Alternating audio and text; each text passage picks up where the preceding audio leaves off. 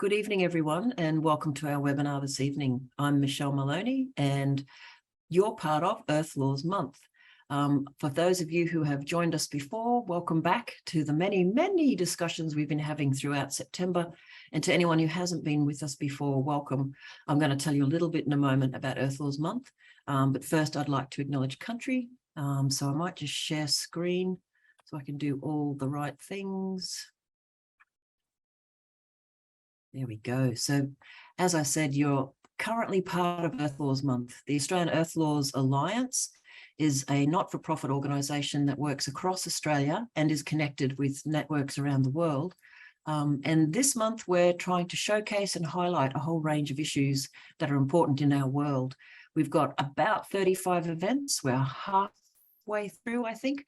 And if you haven't seen any of our other events, please do check out the program, earthlaws.org.au/ELM 2022. We've had some amazing conversations like last night with Indigenous elders as part of regenerative songlines. We've had community discussions, some of our leading scientists, lawyers, economics folks, and artists. So we've had quite a delightful time. I do hope you can be part of it.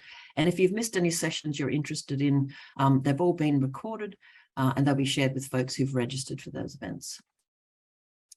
I'd like to acknowledge that I live, work and play on the traditional lands of the Yagara and Turrbal First Peoples.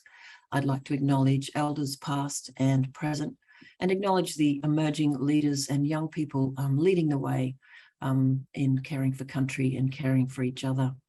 I live in North Brisbane, a really beautiful part of the world, and invite anyone who's interested to do so, jot down in the Zoom where you are and whose country you're on. As we always do, we like to acknowledge the remarkable civilizational culture of the First Peoples that has connected to and cared for country and each other since time immemorial. We also always acknowledge the ongoing impacts and legacy of colonization. The work we do inside AELA and NINA and Future Dreaming is part of building a more equitable and earth-centered future for all of us across this lovely continent. So tonight, Jojo Mehta has very kindly stopped in the middle of her hectic schedule to share with us some updates from the international work advocating to recognise ecocide as a crime. If you missed it today at lunchtime, we had a discussion with myself and 4 other lawyers and others, about ecocide laws and what's possible in Australia. And in a week or two, we're also having a discussion with advocates from around the Pacific, so that will be terrific. But without further ado, I'd like to introduce Jojo as one of the co-founders of Stop Ecocide International. Jojo is going to talk to us for 20 or 30 minutes or more, and then we'll have time for questions. If you do have questions, please pop them in the chat. That would be terrific. Thank you very much. And how are you today, Jojo?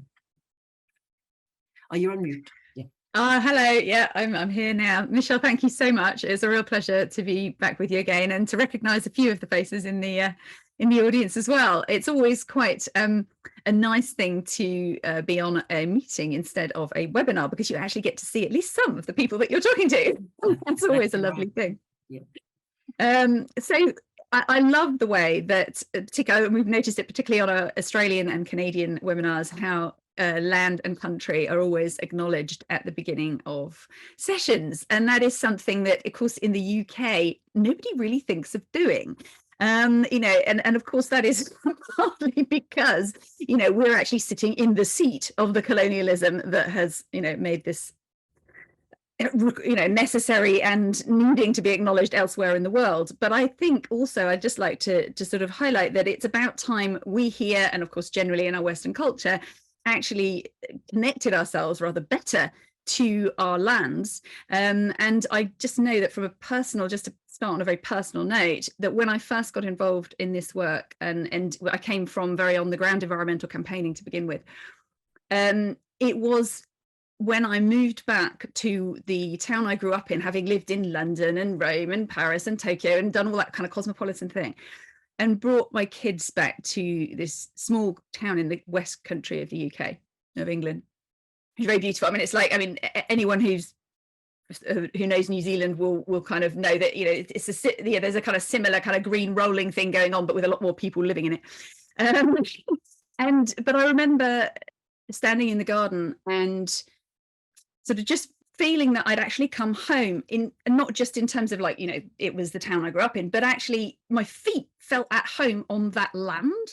And there was actually a really deep sense of committing to that land. And I really feel strongly that that commitment, which actually had me in tears at that moment, was what brought me to this work, you know, ultimately brought me into campaigning and then into meeting Polly Higgins and all of this. So I think it's hugely, hugely important. And I kind of want to sort of culturally start instilling it a bit more here as well, so that, you know, people become more conscious of it, because I think that, you know, perhaps it might be something that people have started to resonate a little bit as a sort of one of the backhand silver linings of the lockdown, in that people have had to sort of be in their homes and gardens, but of course not everybody has a garden. But I think we've got so used to the very easy ability to travel, to be metropolitan, to jump on planes and all of that, that I just think that we've lost touch with this. And when we look at the cultures that really know how to look after this earth, we find that they all have this in common. And I think that's something that we absolutely all need to learn. And I feel like I'm learning it from, you know, all of these sessions when the land acknowledgement comes first, and I love that. So yes, great to be here, and it's just been the most extraordinary year for this initiative. It's really kind of broken into, I suppose, the international diplomatic conversation, political conversation, in a way that you know is just gathering momentum in a very, very rapid way. I mean, interestingly, we would still say, and this is I realize this is true of a number of campaigns, particularly if you're working at a diplomatic level, that how far something is advanced is often not visible at the public level, because of course, I mean, particularly with what we're doing, you know, we can't publicize things that, you know, people representing states might say until they say it, for obvious reasons. So, you know, the work is always further ahead than it looks sort of at the public level. What's interesting is that we had one of our funders gifted us a survey actually at the beginning of this year, but with a very experienced communications company, and they did a very kind of cross demographic survey, public survey. They did it in the UK, but you know, one could perhaps take that as symptomatic of a wealthy nation, perhaps. And what they found was that over half the people they spoke to, giving them information that was coming from our narrative and our website, over half of them instantly felt that criminalizing mass harm to nature was a good idea. And so that's really, really encouraging, because it shows that there's a kind of a level of kind of public awareness and consciousness now that means that there's a kind of a readiness to hear what obviously we've been saying for many years, and you know, many of you will have been saying in your different areas around Earth law. So that was really, really encouraging. What was also encouraging was that the communications company came back to us and said, do you know what, most of our clients would give their right arms to have initial results like you're getting. So what that obviously also said to us was that, you know, what we're working on really this year is reach, because the, you know, the openness is there, and it's a question of actually reaching people. But to look at the kind of basics is a little bit of an introduction. I'm sure that, you know, you're all going to be familiar in some way with this concept of criminalizing ecocide, and I think that, you know, one way that's emerged in this sort of looking into, you know, how this work kind of lands publicly is, you know, the corporate PR machine has done a fantastic job of making all of us blame ourselves and each other for climate crisis and ecological breakdown, and make it all about personal individual footprints and consumer demand. Now, I'd be the first to say we need to be conscious about what we buy. You know, we need to, you know, use our, you know, pocket power and so on to make an influence. There's no question that that is powerful. However, it's hugely misleading as well, for, you know, that discourse to have taken root so deeply as it has, because when it comes down to it, you know, when any of us go into a supermarket and everything's covered in plastic, we all know we didn't choose that. You know, that's that happens at the level of regulatory work and at the level of industry influence and so on. And the same is true of, you know, fossil fuel vehicles. Now, we also know that it's not, you know, by any means the silver bullet for everyone to drive an electric vehicle. There are issues around manufacturing in that context as well. But what it does show is that, you know, you basically have to have quite a lot of money to do the right thing, in inverted commas. And what that means is that there are key decisions at the top level that are not doing the right thing. Because otherwise, as citizens, we would be having a very different set of options offered to us. And that, for us, is a big aspect of where ecocide law comes in, because it's about going to the top. And aiming, as our campaign does from an advocacy point of view, aiming at the international level, at the International Criminal Court, is really kind of going right to the foundation.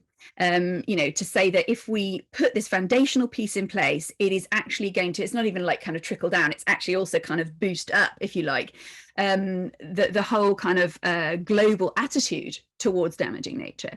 We all know that we have a really problematic mindset where we treat nature as a bank of resources, and we don't understand, our deep intertwined situation with the ecosystems we depend upon. And we also have a situation where environmental laws that are already in place are simply not adequate to what is happening. And it's also, it's not just about the laws themselves, it's about how enforceable or enforced they are. And a lot of that, again, comes from the same mindset. In other words, we simply don't take damage to nature as seriously as we do damage to people and property. And that, we would argue, is in part because there is not this foundational piece that says really serious harm is not acceptable. We all know it's not acceptable in the sort of human sphere. If you're campaigning for human rights, at least you know that mass murder, torture, forced disappearance, all of these things are really serious crimes. But with damage to the environment, there just isn't that foundational piece. And so that's a kind of, a bit of a broad kind of rationale, I suppose, for why we feel it's so important to move forward with this, and also that it sort of fills that particular gap, and particularly when you put it at the international level as an international level crime. So obviously it helps to create a new ground rule, and one that's applicable across borders. Obviously very important, because environmental damage is often caused by transnational corporations, the worst cases of harm, and of course, it also, it has the possibility of holding people personally to account. And that is something that comes in with the criminal aspect, and particularly the way that the International Criminal Court does things. It's about individuals in positions of superior responsibility. And I think that the other aspect to bring in here, of course, is the preventive aspect, because effectively, when sitting there, hopefully not actually at that late stage, but with their pens over the dotted line, that key decision makers in the corporate and policy making world will actually be thinking, well, is my personal freedom and my personal reputation going to be on the line for this? And of course, in the corporate world, that also means the company's reputation and the company's stock value. So there's a kind of preventive and deterrent aspect of having a law like this in place, before you even get as far as how exactly do you prosecute it, or how exactly do you work out the niceties of a given definition. So those are some of the very broad kind of strokes. And I think there's probably one other point to add in this sort of general aspect, which is that there's also a rebalancing factor with regard to sort of climate justice, because although a lot of the ecocides themselves happen in the global south or in the developing countries, or if in the more wealthy countries, they tend to be in the poorer areas and poorer communities, the decisions that lead to them are often taken at the top or taken in the wealthy north, and therefore putting a rule like this in place actually starts to kind of rebalance that dynamic, and also to reframe some of the people who really suffer for trying to defend the planet. So we know that, particularly in some countries of the world, it's very dangerous to actually stand up as an environmental defender. And in a small way, that's reflected in Western countries as well, in terms of, say, protesters being described as criminals and so on. It's sort of that they're somehow interrupting legitimate business activity. But of course, as soon as you put the question mark over the activity itself, again, regardless of what actually happens in the course of sort of legal activity, you are completely reframing how those people can be perceived. Instead of being, criminal obstructors of permitted activity, they're then moral upholders of the law. So that's another important aspect. So to come on to the developments over the last year or so, where are we now? Well, we've had really three key milestones very, very directly in regard to moving the initiative forward at the International Criminal Court. One, of course, as you'll know, was the emergence of the consensus legal definition last year. While there'd been working definitions in the past, and we used Polly's for many years, Polly Higgins' definition before this panel was brought together, those previous definitions had always been a lawyer, sometimes a small group of lawyers, deciding ecocide should be a crime and we think it should look like this. Now, the difference that emerged last year was that we were, firstly, the panel was convened by our foundation in response to a political request. There were politicians in Sweden who approached us, and what they wanted to see was some kind of consensus, politically practical definition that they could actually take to their government and say, would you propose this at the ICC? So that was kind of the remit, if you like. And what that did was it enabled us to bring in some really top lawyers from around the world with different legal backgrounds, international criminal law, public law, environment and climate law, but also different ideologies. So people more conventional International Law Commission or former ICC judge members, but also more activist lawyers like Pablo Fajardo, who you may have heard of, who championed the local and indigenous communities in the Chevron case in Ecuador. So what that meant was that all of those panelists had to concede something in order to reach the definition that emerged last June.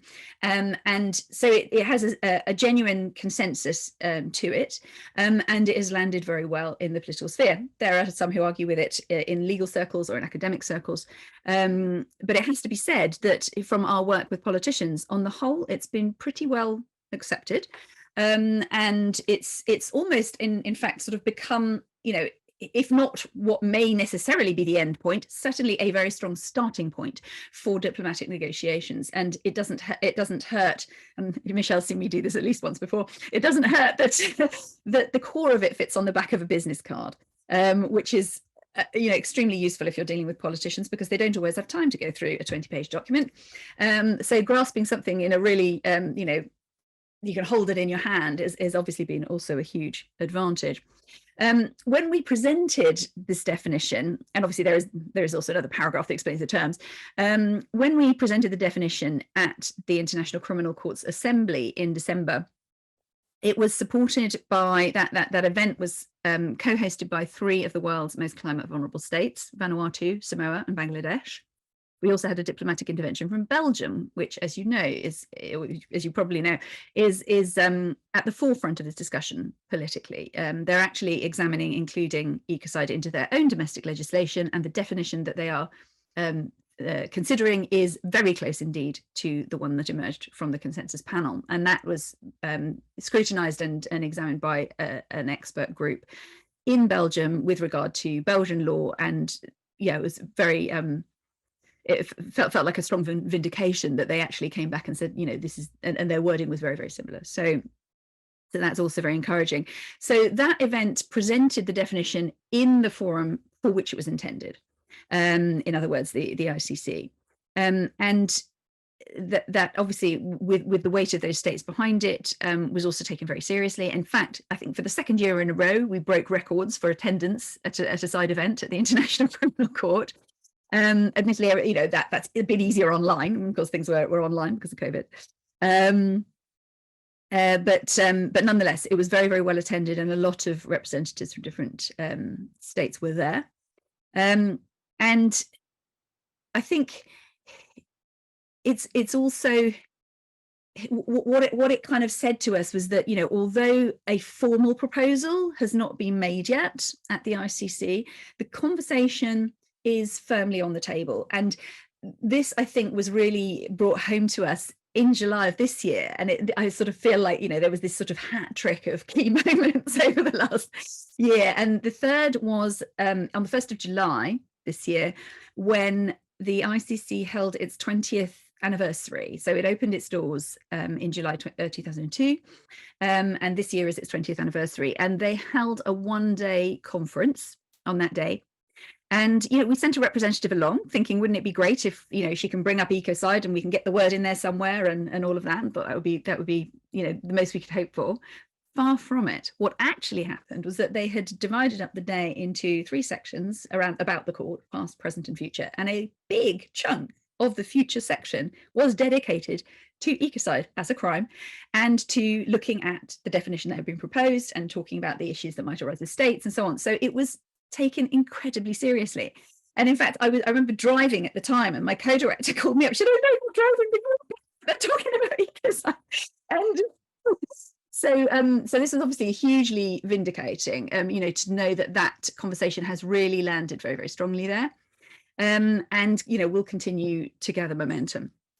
So what we've been really focusing on in the last, is sort of the course of 2022, and I suppose really starting at COP26 in Glasgow last year, is kind of building on that, those developments to take the whole conversation up a level to UN conferences and so on generally, and sort of getting that language, or helping that language to be visible and be heard at the UN level. And, you know, that is really starting to happen in quite a major way. So already this year, the subject has been brought up at UNEA, the UN Environmental Assembly. We were actually invited to make an official statement at the Commission on Crime Prevention and Criminal Justice, which is one of the UNODC's bodies, and that meets in Vienna.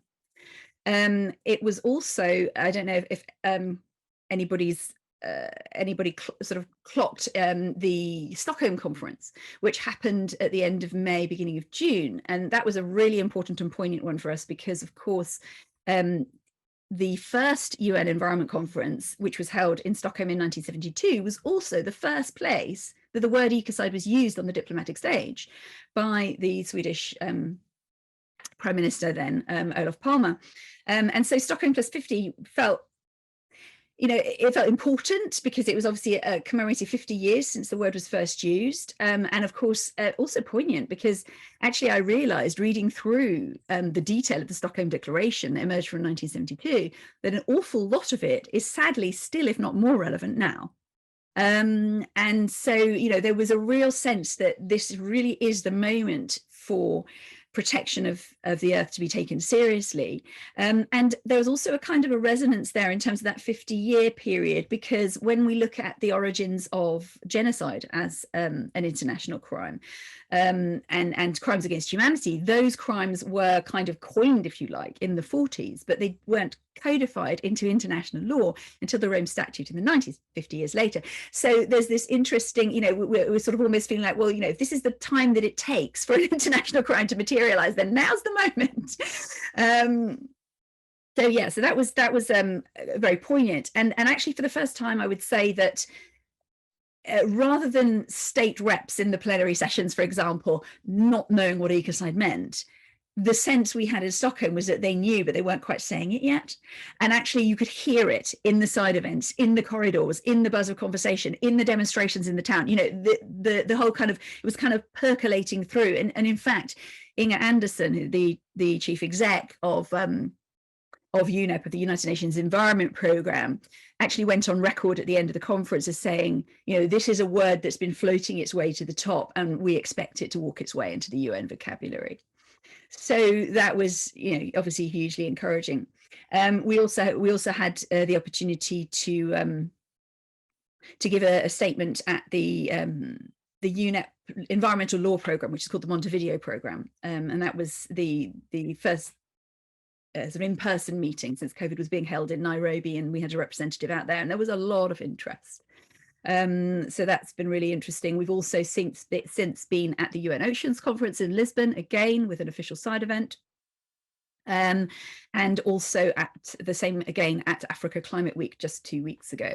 Again, we had an official side event there as well. So it's really becoming part of the of what's being addressed at UN level, and not before time. Because I think, and this is something that the COP27 in Egypt, the climate COP that's coming up, is supposed to be focusing on implementation of international environmental agreements. And I think we can possibly all agree here that there is a rising frustration around the world with the ability, or the apparent inability, I should say, of governments and industry to actually implement action following those agreements and going towards those targets, like the Sustainable Development Goals or the Global Biodiversity Framework. And of course, what we would say is missing there is the right legal framework. It's actually quite hard to get out of your accustomed groove of how you go about making policy or how you go about making money, unless either you're, a leader way out front, and let's be honest and give credit where it's due. There are sustainability leaders out there, and there are people that are wanting to do the right thing. But I think just us humans generally, we are creatures of habit. And unless something changes in what we're allowed to do and not allowed to do, it is sometimes quite hard to jump out of those established groups. And so we believe that this is very much where Ecocide comes in as a really strong legal and also narrative framing to help shift that dial and actually get action moving in the right direction. Because one of the things that we're realizing is that, this is not just about when the law comes into place and when it's, prosecutable, if you like, but it actually comes into play immediately as soon as people hear about it. Because what we're looking at is a criminal law which is not retroactive, but is intended to be deterrent and preventive, as all criminal law is really intended to do. It's intended to be protective and preventive. Is when investors, insurers, policymakers can see this coming, that's when their thinking caps go on, because that's when they're like, right, okay, if this is going to be coming over the horizon within the next relatively few years, I mean, we kind of aim for 3 to 4 years maximum, really, for this to be getting it to the point where it's potentially being adopted or ratified. Then obviously that's a window for compliance. That's a window for actually changing and for taking, for actually kicking in with the innovation that we all know is needed, and actually steering away from those habitual practices that at their worst lead to ecocide at the level of an international crime. So we do see bringing this into the discourse at, for example, COP27, which we will be doing. We've been offered a slot. In fact, we've just heard it's in room 1 for side events, which means it's which is great. It's towards the end of the conference. We've been given an official side event there. And it's very much around this framing. So there's clearly at the level of those who are filtering out, the conversations that are happening at COP, this is now really ringing some bells at that level. So that's really exciting. We will also, there's also, I mean, this only came out last week, I believe, in terms of visibility, but there's been a recent UN report from a chap called Ian Fry, who you may have heard of, who is the special rapporteur on protection of human rights with regard to climate change. And he's created a special report for the General Assembly of the UN.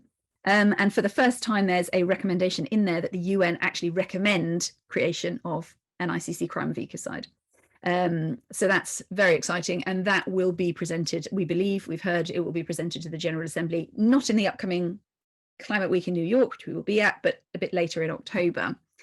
But we will be at events in New York during next week, including some diplomatic meetings, but also some public events as well. Also, in our usual sort of strategy is to very much approach this at all levels. And one of the things that we will be doing is supporting mobilization at the Climate March, which is going to take place on the 23rd and will be actually echoed, I think, in many places around the world, and making sure that ecocide is a strong thread there. And we know that it has already been included amongst the demands that the youth activists are going to be making at that march. So we'll be effectively walking to stop ecocide as part and parcel of the climate march around the world on the 23rd. What we'll also be launching at during that period is a business letter. We've just begun to really engage with some leading voices in the business world around bringing as many as we can from the corporate world into this discourse, because of course it sounds like a cliche now, but of course it's absolutely true. There's no business on a dead planet. And we've got a wonderful champion in that area who's an amazing woman from Ecosia. You probably know of Ecosia, the tree planting search engine. And she's collaborated with us on a fantastic open letter for businesses to get behind. We sometimes get asked, for example, what would you say if one of the big bad boys came up to you and said they wanted to sign up to your campaign? Would you trust them, etc.? And obviously our first response is, well, if they're going to, because you don't want anybody to be using this for greenwashing, as has happened in so many things. And what we do know is they won't publicly oppose, because that would ruin all of their last couple of decades of greenwashing. But what we're also doing, another reason behind creating this letter, is so that, if businesses do approach us and want to be publicly seen to be supporting the initiative, then we want to make sure that what they're signing actually includes the proposed definition, so that what we're not doing is having a business, a big business say, yes, I'm in support of this, and then lobbying behind the scenes to get some kind of weaker or sort of watered down idea of what it might be. Yeah, I've just details of the event on the 23rd. Oh, okay. So that's the climate march that I was talking about there, which will be the sort of youth march that will be happening around the world. So I think that will probably be different in different places in exact time zones, but I think it's going to be globally on Friday, the 23rd of September. Moving forward, we will, of course, be at COP, as I've described. We have a number of events there. We've already been invited to join 1 or 2 country pavilions. We'll be doing events with the Pacific, with Bangladesh and others. But we're also, of course, will be at the International Criminal Court's Annual Assembly, which will be a very important momentum gathering point at the beginning of December, and also then in Montreal for the Convention on Biological Diversity, COP15. So the people always think of COP as being the climate COP, but COP simply means Conference of the Parties. So it depends which treaty you're talking about. And the Convention on Biological Diversity has COP15 in Montreal in Canada in December, and we will be there with a team as well. Ideally, obviously, what we would love to see is some wording on ecocide, or at least on criminal law, ending up in the global biodiversity framework. Obviously, that's not something that could be guaranteed, but we're very pleased to see that rights of nature, at the least, has been reincorporated into that draft, at least at the last time I saw that. So that's going to be another sort of inflection point for us. And I mean, I'll kind of wrap up so that we can open for questions. But just to give a sort of very broad sort of summary, from more or less a standing start a few years ago, there are now 24 countries which are members of the ICC that have discussion of ecocide on public record, and that's in just under 3 years. So that's a remarkable progress, and means, as you can probably imagine, that what you can see in terms of the information that we're able to put out, it's actually still only a fraction of what has actually been happening. And perhaps if some enlightened funders get on board in the next year or so, we might actually be able to sort of match what we're putting out with what we're actually getting in, if you sort of mean. And also, I mean, the campaign itself, the initiative, has become, from being a sort of very much sort of grassroots public campaign to being at the heart of what is really a growing global movement. It's by no means just us anymore, and of course it never really was just us. But what was great was to actually join forces with people that have been also working on this from different parts of the world. And I think that gradual growing collaboration and connecting of dots has meant that there is now really a global movement, which is fantastic. And there are now either teams or associate groups, such as the Australian one, the New Zealand one, and many others who are working on either ecocide specifically or ecocide as part of a range of earth laws. That's now, I think the count is now at 34 or 35 countries. So this is very much a movement that is growing and growing fast. And yeah, just really delighted to be able to bring you up to speed with it all, and very much looking forward to questions. Thank you. Thank you. Excuse me, I've got a bit of a cough. Thank you, Jojo. That was an excellent overview. There are a couple of questions popping up in this section, and in private messages. Just before we go to those questions, I wonder if you could give us an update on what's been going on in the Pacific. I always imagine that the small island states, who are literally facing sea level rise and potential extinction, and who I know have always been very active in this space. Can you tell us what's been going on and what they're up to? Yeah, absolutely. In fact, it's interesting because Vanuatu, which has always been a close ally, is really championing actually several legal avenues. So they're very much taking an approach of all the tools in the box need to be used. So if you've heard noise around legal avenues in the Pacific recently, it may well have been with the parallel initiative around the International Court of Justice, as opposed to the International Criminal Court, because there's a sort of a more immediate campaign that's happening around that, which is being championed by Vanuatu as well, which is bringing a resolution to the UN General Assembly to request that the International Court of Justice, which is the UN, the World Court as it's often known, to request an advisory opinion from them on the responsibility of states to their citizens with regard to climate change. And that's something that has gained an awful lot of support and has been led by the Pacific. And it just recently as well, there's been, you know, a lot of countries from the what's now called the OACPS, the Organization of Africa, Caribbean and Pacific States. They used to be called the ACP.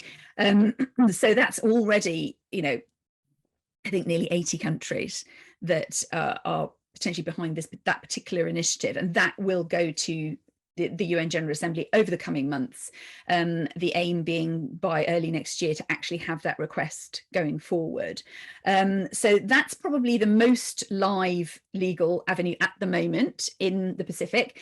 But Vanuatu is very keen to continue to lead on ecocide as well. Obviously, that then runs a bit further into the future. And there are also, in fact, it's worth alerting you to this, although I think it probably will be rather early morning. But there is a virtual island summit coming up in the end of September, beginning of October, that is hosted by an outfit called Island Innovation. And we will be doing 2 events as part of that.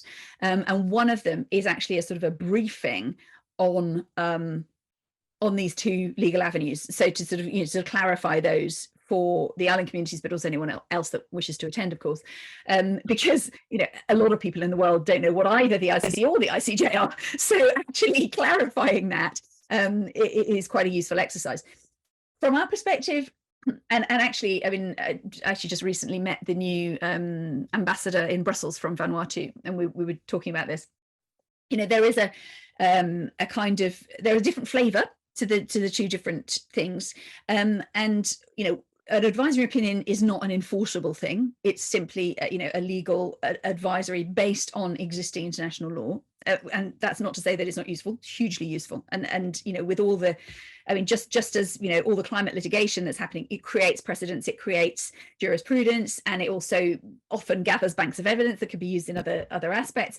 And an advisory opinion would give a huge amount of weight to all of those cases and to any work in that area, and that would be really huge, and obviously that would be global. Where we would come in with one of the key differences between the 2, I mean, obviously the ecocide is about criminal law, so it's about actually an enforceable deterrent, if you like. So it's a different it's also forward looking, but it's actually, we hope, preventive. But I think the other aspect is that the Pacific states have a lot of potential power in the ecocide conversation, which is not to say that they don't have voting power, obviously, to get the request put into the ICJ. But it's like the ICJ advisory opinion is still ultimately appealing to a higher court to sort of pronounce downwards. I don't know if that makes sense, but there's a little bit of that feeling still about it. You know, you have to appeal to them to do something. With the International Criminal Court, there is also, you know, it's similarly, it's a one state, one vote thing, but the states have direct power to amend the law there. So actually, there's a sort of additional, as from our perspective, there's a bit of an additional punch to it. It means that all of those Pacific islands and the smaller states around the world, and particularly the climate vulnerable states who are just not getting the airtime in this conversation that they absolutely should be having, you know, have the potential to actually actively sort of come together to move something forward that will actually change the law and protect the earth, including, you know, protecting the climate as well, which obviously for them is an absolutely existential issue. So, I mean, I don't know if that is, I mean, I don't have a lot of detail, you know, sort of place by place in the Pacific, but as a sort of overview, I hope that helps. Yeah, no, that's excellent. Thank you. And I want to acknowledge David Miller. He's asked a question, but David has also been part of the Stop Ecocide International Aussie branch. And David's been leading the fray and trying to write to very disinterested politicians, except we have been seeing some traction on the Greens side. And just before I read David's question, Jojo and I were talking just before the discussion started about David Shoebridge. So for those who don't know, and I'm just putting the link in there now, I'm proud to say, nothing to do with any work that I've ever done, I don't think, might be more about David's letter writing, but David Shoebridge, in his maiden speech or first speech in the New South Wales Parliament, talked about ecocide. So when Jojo talks about, what did you call it?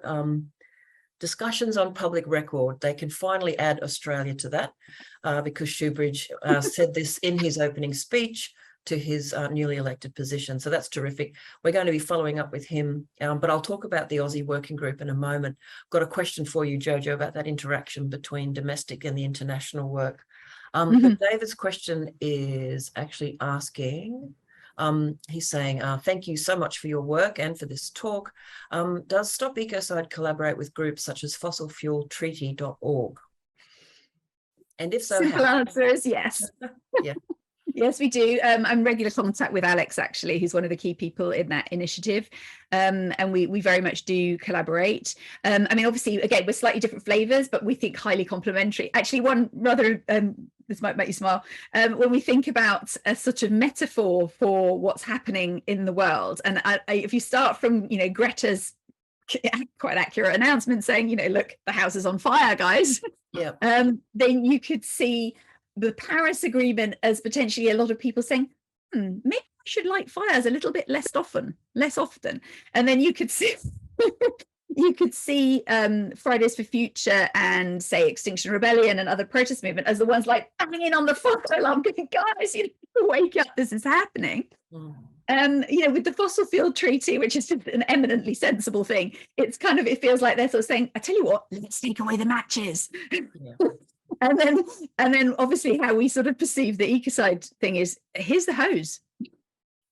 You know, so it's like between all of that, you kind of end up perhaps with a bit of a feel about what these different kind of initiatives might be. You know, and of course with the, you know, with the ICJ, it's more about, you know, sort of let's put in place the right reg, you know, right fire regs for future ongoing. So, you know, they all contribute to, you know, to how we deal in different ways. Yeah, funny you should mention it. One of our esteemed Indigenous elders, Mary Graham, always talks about the need for being anti-war and pro-peace, and to be, you know, explicitly so when it comes to caring for country or caring for the environment. And people in the peace movement have always interwoven those aspects. Very, very important. Thanks, Jojo. One question I had is, you mentioned that a couple of other countries are looking at the current experts definition for national legislation. So two questions. Firstly, how do you respond to people who say that while the expert definition is very good, that little bit about unlawful acts takes away from the strength? And so for those who aren't familiar, and I won't talk too much about it because I want to ask the question, but in the definition, it talks about, you know, massive damage, but only in acts that are recognised as unlawful. And the big arguments that we're hearing, particularly in Australia, is that may not help because most of the damage is actually lawful. So what's your thought on that? Yeah, I have some very clear thoughts on that, actually, which I hope will help to clarify for the audience as well. What I might do very briefly, if it's okay with you, I hope I get this right, is share the screen with the main definition just for a few seconds. Absolutely. So that you can. I'm pretty sure I may, because I know you don't use slides, I may not have made you co-host. Hang on. No, it looks like I can, actually. Let me just, I seem to do it automatically. So tell me, can you see that? Yes, we can. Thank you. Okay, amazing. Because I've got two screens here, and weirdly, I can't see it on my Zoom. It looks to me like you're now looking at my desktop, which is a lovely picture of a jungle. But I'm glad you've got the definition there. So this is the core of the definition. Ecocide means unlawful or wanton acts committed with knowledge that there's a substantial likelihood of severe and either widespread or long-term damage to the environment being caused by those acts.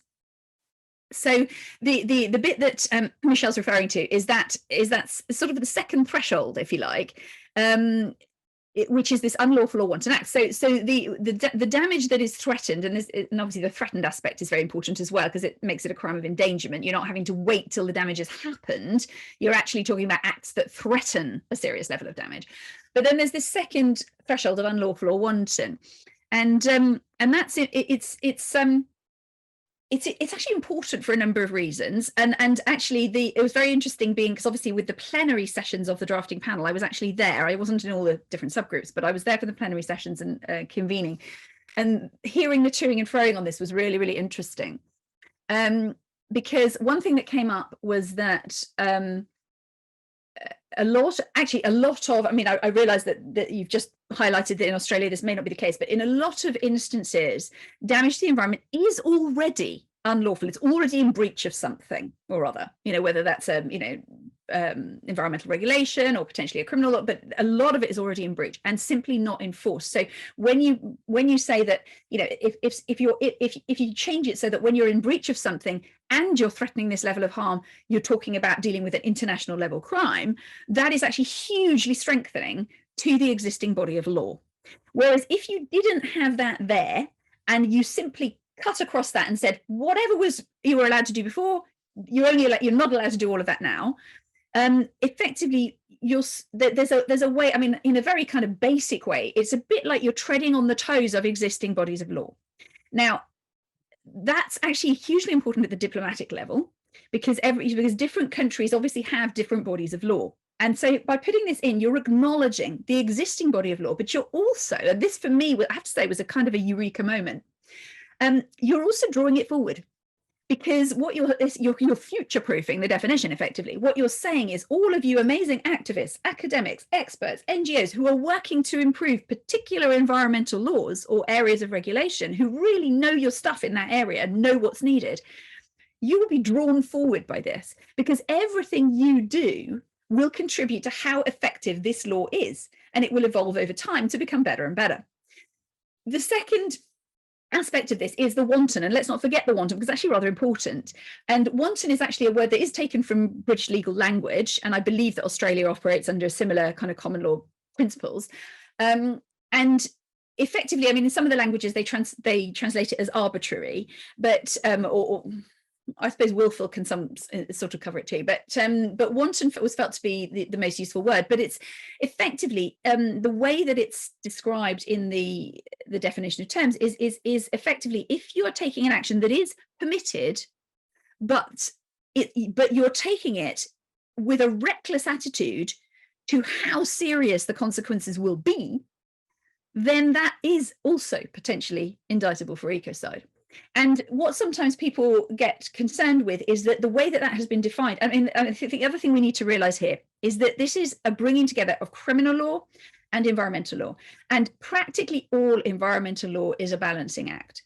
Now, that doesn't mean it necessarily should be, but the existing body of environmental law is all about, ultimately it aims for kind of sustainable development, if you like. It doesn't aim for complete leaving alone of nature, because if we did that, we wouldn't have any towns.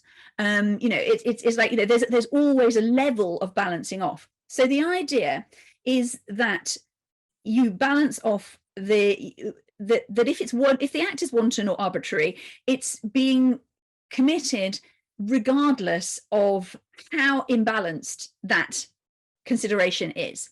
So, and it mentions social and economic benefits. Now, I think what people often tend to run to is the assumption that the economic benefits to the investor or to the perpetrator are the ones being considered. No, they're not. They might be, but they're not restricted to that. So effectively, if an action might be profitable, but actually the social and economic detriment to the local community or to the indigenous community or to the, to other actors that are involved in that equation, then potentially you could be dealing with an ecocide. What we also have to realize, of course, is that in some developing countries, and we've actually seen particular instances of this, and actually the one I'm thinking of actually arose in India, which isn't a member of the ICC, but effectively you had a population that desperately needed housing, and you had a landscape that there were groups that desperately wanted to protect.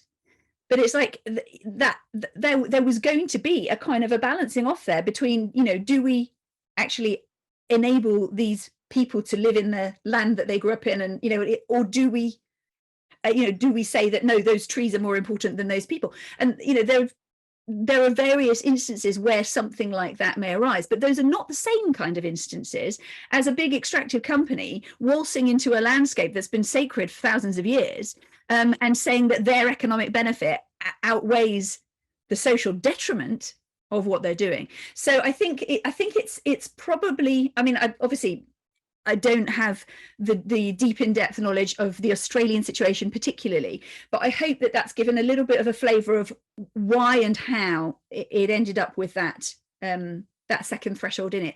And we're pretty certain that if that wasn't there, we would not be progressing anything like as fast as we are at the diplomatic level. And let's also bear in mind that once actually negotiations begin at the International Criminal Court, we don't know whether their definition will end up being the same, but we do know that there seems to be quite a warm reception to it as a sensible starting point. I hope that helps.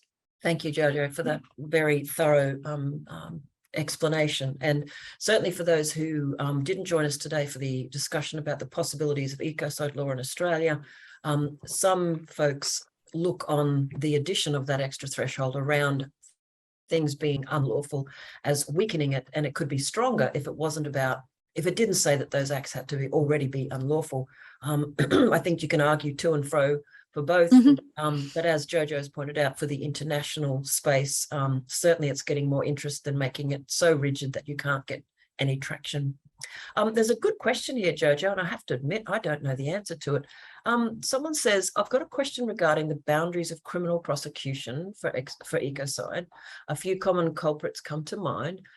Widespread use of pesticides, for example. Now, I'm just paraphrasing. Do we criminally prosecute the use of pesticides? Well, actually, we don't if they're legally allowed to be used. But when you think about it, one of the early calls for ecocide was because of the impacts of Agent Orange in Vietnam. It was during wartime, but they did use the word ecocide for effectively horrific herbicides. But so let's pretend that the ecocide law goes through. Could countries then focus on saying that widespread use of pesticides, killing little insects and important things, could be ecocide? Do you see that as fitting into that definition?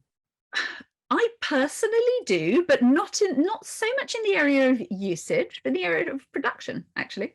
In the sense that, because obviously when you ask a lawyer these questions, they tend to say, I won't give you an exact answer, because unless you've got a particular case in front of you and you're balancing it on the facts, it's difficult to to draw particular lines. And of course, there's also the aspect that, we as a sort of advocacy organization try to avoid pointing fingers, because what we're trying to do is change behavior rather than go, oh, you bad guys, you bastards.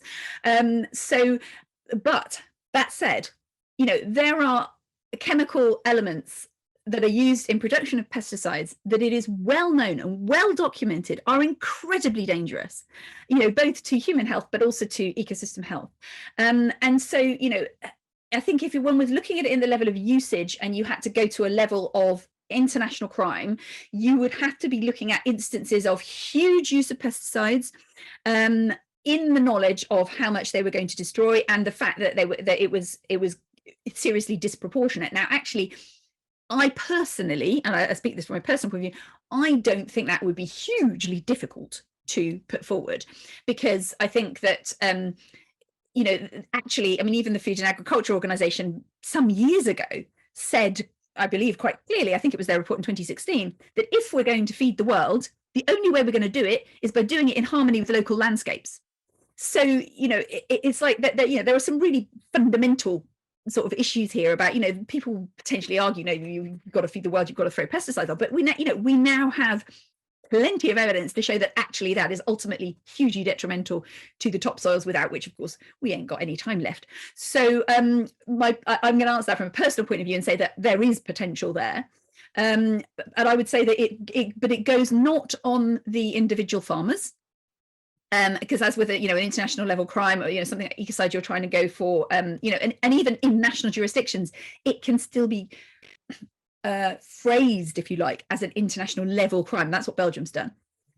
You're not looking at individual instances of small farms using pesticides. What you potentially might be looking at is the actual whether it's okay to at the policy making level to say these pesticides are permitted or something like that. As I say, I can't give an absolute 100% answer. I can give you my personal feeling on it and the kinds of instances where it might be applicable. And Stefan, my response to that is I would hope that in the future, any ecocide laws or broad-ranging absolute bans will include banning all pesticides. And if we don't do it organically and we can't do it, in other ways, then let's just hope there's enough insects left. Anyway, I'm getting tired. I know. I'm not even going to talk about that. It's very scary. So there's a really great question here from David. How effective is grassroots or community support with a goal of getting to state government? And this is being asked by someone who's feeling frustrated about how easy it is for our state and federal politicians to simply ignore many campaigns. I think this is a brilliant question. And I have to say that what's emerging for us is get the young people onto it, because it's becoming so it's very difficult for legislators to ignore the youth voice. I mean, I know there's been this thing, and actually I've got just remembering it now, how elating it was and then how depressing it was with that case that you had with the youth in Australia. But what it did do was absolutely highlight the issue, and there's a way that the younger generation have of being able to do that is really super useful.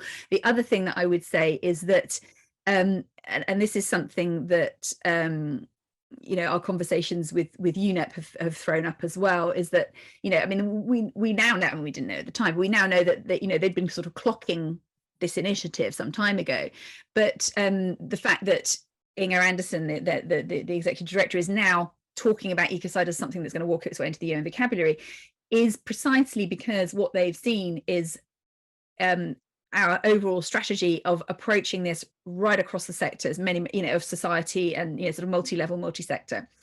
And so it's not just the kind of grassroots level that matters. It's the conversations with businesses, it's conversations with NGOs, it's the conversations with, with politicians, it's the conversations with, different interest groups and so on. So I think do you know what? Politicians are always the last to the party. They only go to the party if they know everyone else is already there having a good time.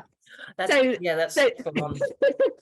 what we try to do is to help encourage as many different sectors and as many different, walks of life, positions of people, to engage in the conversation, so that wherever people go, they hear this word ecocide. And we started to find this at the Africa Climate Week, actually, when my colleague came back at the end of the week. I was there for the first bit. And she said she started to have reps coming up to her saying, everybody's talking about this thing ecocide. What's this thing ecocide? So yeah, I think it's about treating it as a big conversation. Yeah. Really across the board. That's some good suggestions. And I think and I did want to mention to folks, if there is anyone on this call today or listening on the recordings, if you are interested in getting involved in advocacy to make ecocide a crime at either the international or national level, send us an email, and I've got it in there. We can connect you to both the international network, and the international network connects Aussies to us, and we can certainly loop you in. And I think those of us who are working on some of this in Australia will make some efforts to connect some of the youth climate activities to bring in ecocide into their discourse. So could be a good way. Look, we're out of time, and I know that you've got a very busy day ahead of you. And some of our folks, I've spotted a couple of folks who have actually been in, this is my third webinar for the day, as well as part of Earth Laws Month, which is fine for me. I'm having so much fun chatting to awesome people like Jojo, but I will let folks go. Perhaps as a parting comment, we could just let you know that there is rising interest among young lawyers and practitioners to look at ecocide laws in Australia. So I hope that there's ways we can continue. Yeah, and I'd love, if you've got any final comments on good things to do or not to do. If I may actually, just please. To say that one of the diplomatic meetings that we had recently, it was quite clear that, and there were a number of countries represented, that there was definitely interest in kind of in this whole subject, but what was seen as important was for different countries to also be individually looking at legislating. And obviously it really helps if it relates fairly well to the international definition, because what that does is because this is all about, I mean, we just talked about them being the last of the party. It's also, they have to feel safe. Politicians have to feel safe, and they feel safe when the conversation is already established somewhere. So these national conversations are actually probably more important than we might have, realized, say, a year ago. So actually having these things working in tandem is really quite important and really mutually reinforcing. So I just really would encourage that. No, thank you. And that's exactly what we think too. So it's good to hear that you say that. And on a sort of gently cheeky remark, if our working group in Australia advocates for a definition that's even tougher than the international one, they'll probably be with great relief looking at the international one going, well, it's actually easier than what these lawyers here in Australia are arguing. You can't just declare ecocide if it's already unlawful. We want to aim for absolutely. I mean, so this is that whole kind of, shoot for the stars and you could get to the moon. It's kind of I often think shoot for the stars and you might climb out of the gutter and hit the pavement. That's kind of with the Australian politicians we have. So the other thing is that's, I think, really important here is, this, as far as we're concerned, this law is coming. It is just a question of when. It's not a question of if. And actually, this is hugely important in how we work on narrative. And actually I came across something recently that said, if you really want to manifest something, you have to want it. It has to be possible, however unlikely, and you actually have to expect it. Because, and I've seen this when, with dealing with my kids when they were little, they didn't do what I wanted them to do. They did what I expected them to do. And it was just really interesting. We're, coming across that recently and thinking of sort of transposing that onto the kind of global political stage. We actually have to expect this. It is coming. Exactly in what form and exactly when, we may not know. But, that actually translates, and politicians feel that. And we've actually had quite conservative politicians say to us, I mean, not to us to them, but them to us, we know this is coming. We just don't know when. Mm-hmm. That's excellent, and a really brilliant note to end this on. So Jojo, very, very busy person with all of your wonderful team. Thank you so much for all your fabulous work and for taking time out to chat with us. And I'm sure everyone, can everyone thank Jojo in a usual daggy air clap or press the buttons for the reactions? I like the daggy. Thank you, Jojo. Thank you. Thanks so much. Thank you, everybody. You take care of Thank yourself. you, Michelle. Yeah. Thank you, everyone. Oh, well, thank you all, and keep up the good work. We'll do our best. Thank you, Jojo. You take care. Thank you, everyone. Good night. Bye. Bye-bye.